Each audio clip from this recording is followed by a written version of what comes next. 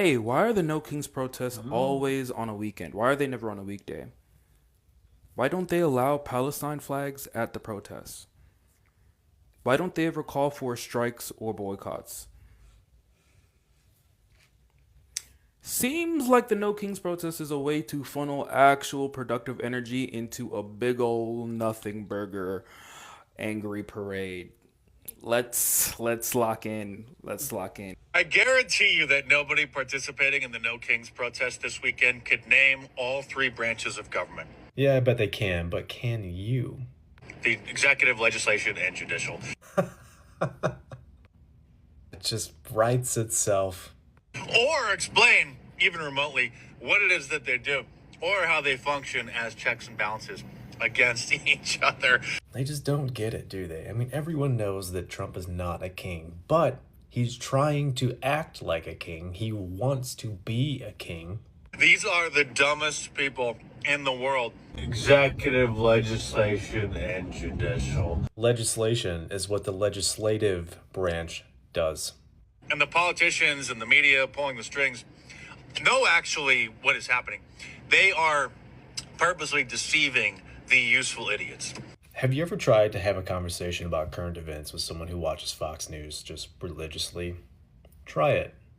They are liars, deceivers, servants of Satan.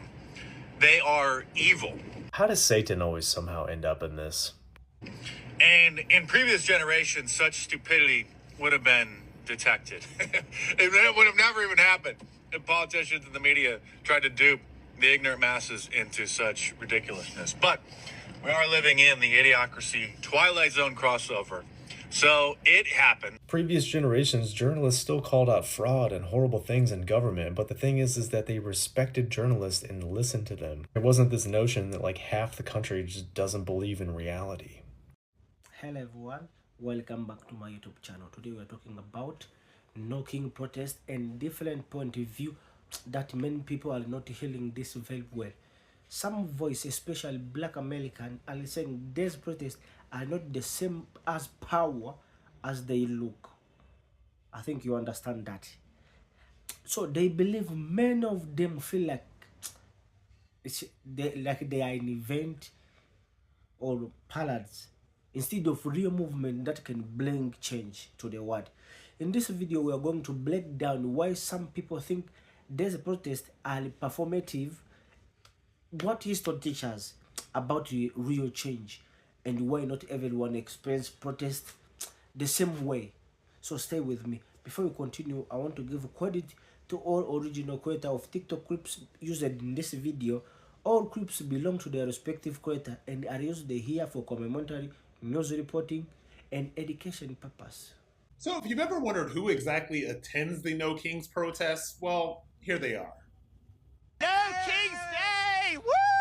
Yeah! No King's Day. What are we gonna do to the king? We're gonna shut him down. How are we gonna shut him down? Impeachment. If there's impeachment, that means there's a Congress and Donald Trump can't be a king. Right. Right. Why is Donald Trump a king? Because he's nuts. He smells funny. For real? Is that a question? Because he has repeatedly overused his He's trying to abuse this world and try to make this place all about him. Why are you asking me this? You know the answer. What's the answer? You know it. What is it? You know the answer. So many people showed up. Imagine if they showed up like this for Kamala. People showed up for Kamala. Did that go the way you thought it was going to go? Nope. What is one action that Donald Trump took that is impossible to do under the Constitution, but he did it anyway? I can't name specific laws, I'm sorry.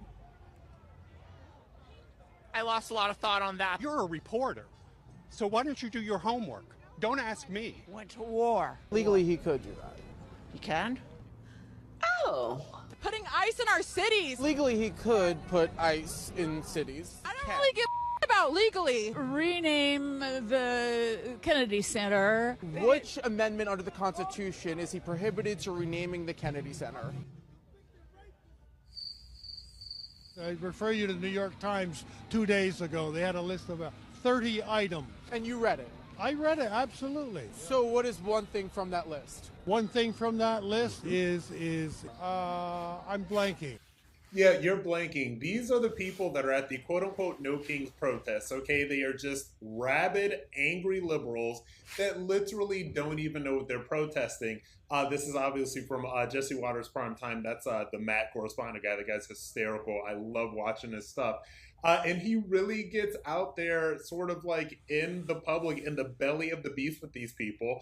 And you can honestly see that these people are completely insane. They don't really know what they're talking about. And here's the thing about these liberals, they get super angry when somebody asks them a basic question. If you've ever had a conversation with a liberal, you will know that the thing that will make them the most angriest, all right, it's not that when you get angry or passionate about defending your beliefs, you literally just calmly and succinctly continue to ask them questions.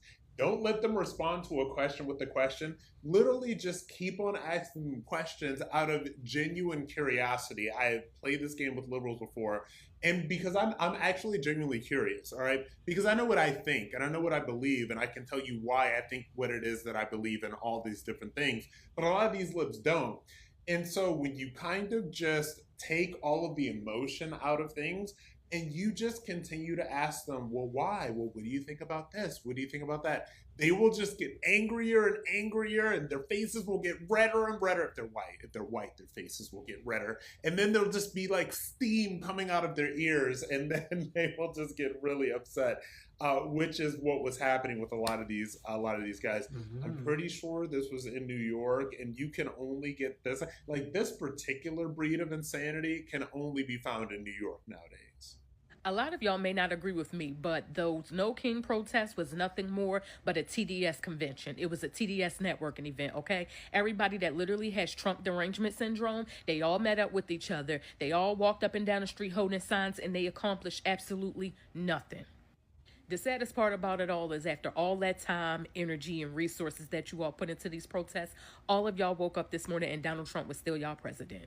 And what was the point of the protest? Because at this point, it's starting to look like people are just having little obsession parades. That's actually what it's giving, right? But let's be honest. Where was all of this energy when Obama was in office and demanded us to get his health care or we would have to pay a fine, right? Where was the same energy at when Biden demanded us to get that thing in our bodies, right? Or we would lose our jobs. None of y'all had that same energy for them to, but y'all got all of this energy when it comes down to Donald Trump. Like I said before, those protests seem like a propaganda machine, right? Political networking and political photo shoots because there was no real protest, because there was no real impact. Let's make it make sense.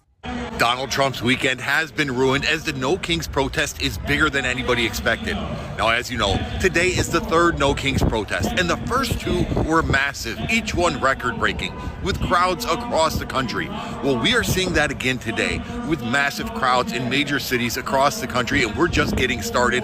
Plus, we're seeing them around the world, and you better believe Donald Trump, who is addicted to social media, is seeing every bit of this. But more than that, he is seeing this in special elections, as Democrats have been rolling because of turnout that is favoring them. And also, Mar-a-Lago is now represented by a Democrat. That is the power of these protests. People know they're not alone. They know that there's others out there, and we're building momentum, and we got to keep this momentum all the way through November, because what we're feeling today, the energy we're feeling, the positivity we are feeling, is only going to be magnified come November if the Democrats take back the House and the Senate. How you doing back there?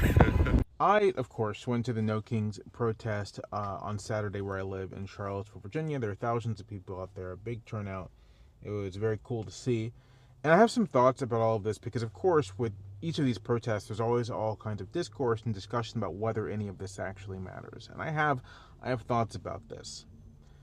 The first thing is, I do think it matters. No, these are not radical protests. No, these protests do not involve militant demands. I do think that there is some misconception about what effective protest looks like. Effective protest does not have to be radical. Effective protest doesn't have to have militant demands. One of the most effective protest movements in the United States was the Montgomery Improvement Association, the Montgomery bus boycott. And the protests there, the demands weren't radical. They were actually quite modest. But the organization, the fact that the community showed up again and again and again for over a year to make clear that even these modest demands are something that they would hold true to, forced the people in power to respond to them. This is not to compare No King to the Montgomery bus boycott, simply to say, right, that radicalism and militancy are not necessarily integral parts of successful protest. Protests can have many different aims and many different goals. There are many kinds of successful protests. And as I understand it, that the aim of these protests is to first demonstrate that there is a large swath of the public that is actively opposed to this administration, that this large swath of the public cuts across political and ideological and social lines, and that these people are willing to gather, and that there are growing numbers of them each time, and that's the case. The size of these protests have gotten larger and larger with each successive one. One critique is that this is all performative, but that's just life in a democracy. I don't understand this idea that performativity is a negative. Yeah, how else are people going to get the signal that something is good or bad? You have to perform it. People say virtue signaling. Yes, virtue is meant to be signaled. Like, I don't understand this. So yes, the performative, that's the point. That's the point of all protests, to perform something so that other people can get a message. And that gets to the third reason why I think that this is all worthwhile, which is that this sends a clear message to the many Americans who might be uneasy with the administration and have not yet moved to full opposition, that there are plenty of people waiting for them, that they can join, people who are normal, people who look like their neighbors. The last thought I have here is that it's good to get outside. It's good to be around people. It's good to be around your community. It's good to be in the sun. It's good to do these things. They are important. One of the problems, I think, with so much of modern American political culture is it's all online. It's all in this box. It's completely disconnected from what's happening in the real world, completely disconnected from your neighbors, from your community. And if a protest is an excuse to go outside and talk to people and be with people, I think that's important. The only way you're ever going to win is if you actually touch grass. And I think you can see, wherever you look, the difference between people who regularly touch grass and people whose idea of politics and whose idea of political activism and whose idea of political participation is just posting. So yeah, if you went out on Saturday, good for you. And if you didn't, I would strongly encourage you to give it a shot. I think it matters. The other day, Saturday, March 28th, was the third No Kings protest. And there were protests held all over the United States and, from what I understand, even in Europe. Minneapolis seemed to be a focal point. And I believe it was in St. Paul. They had Bruce Springsteen, some other celebrities showed up, and still others sent recorded messages. I'm based in Arkansas, and there were huge crowds protesting in the state of Arkansas as well. These No Kings protests have absolutely no impact whatsoever. Many people have said that they are little more than parades. I agree. People came out in costume. They brought their kids. I don't know if there were any bounce houses or food trucks, but I wouldn't be surprised if there were at some of the locations. And folk are already congratulating themselves and giving themselves a pat on the back. For what, y'all? What have you accomplished? Tell the class, what have these No Kings protests actually accomplished? Something that is demonstrable and concrete. You just want to go march, take pictures to post on social media, and then feel self-satisfied that I did something. I raised my voice. You have not done shit. And deep down, you know it. We Black Americans know it too. Somebody left a snide comment under my other video about No Kings protest, and they stated, well, what is the alternative? The alternative was on November 5th of 2024 voting for the capable, competent candidate to be president. You all did not do that. And so everything else that you have done thus far shows how unserious you are about progress and democracy. Black Americans have already given you a template for effective protest. An effective protest disrupt. That doesn't mean that they're violent, but they do disrupt the normal flow of life. The Student Nonviolent Coordinating Committee, also known as SNCC, SNCC, you all Google them. In 1961, they held the sit-ins, and they were peaceful. They sat in segregated lunch counters where legally they were not supposed to be. And they had food poured on them, hot coffee, drinks. They were spat on, brutalized by police as they were arrested. But they disrupted the normal flow, and that brought attention to the power structure. The Montgomery bus boycott that lasted over a year was nonviolent, but it disrupted the flow of business for the bus systems and brought it to its knees. These No Kings protests have done absolutely nothing. The felon-in-chief hasn't even bothered to respond. Abigail Jackson, who is a spokesperson for the White House, she called them Trump derangement therapy sessions that only journalists who are paid by the left care about. That was her statement. Other Republicans have called them Hate America protests as they have gone on about their day. You have done nothing. I say that since you didn't vote for progress and democracy, the only thing that you all really can do to actually make the power structure sit up and take notice is that you all need to muster up the same energy that those January 6th insurrectionists brought to Washington. Or how you all act when your favorite professional sports team either wins or loses. That's the kind of energy that you need to bring, and you need to do it on a work day, in the middle of the day, preferably on a Monday. But until you do that, until you start voting in your best interest and not in accordance with your racism, you are very unserious. To the white people who are a part of the No Kings protest, black people are allowed to criticize that protest. If it wasn't for black people marching in this country, none of y'all would have rights in this country. So if black people who have the opinion that they feel the No Kings protest in 2026 is not effective at this moment, they are valid in that criticism. The same black people that white people who are part of the No Kings protest, you know what I'm saying, like they want black people's help so bad, right? But when black people give their feedback, they give their opinion, you want to crash out on them. But you need them though, right? If there's any demographic in this country that can give their opinion about a protest that is not black-led, it's black people. They're literally the blueprint, especially when it comes to this protest and shit. So if black people are saying it's not effective right now, we got to go a different route, let them have that opinion. Trying to sit here and tell them, well, you know, if the No Kings protest is not doing good, why don't you go and do something? They have. Black America has been doing it for centuries.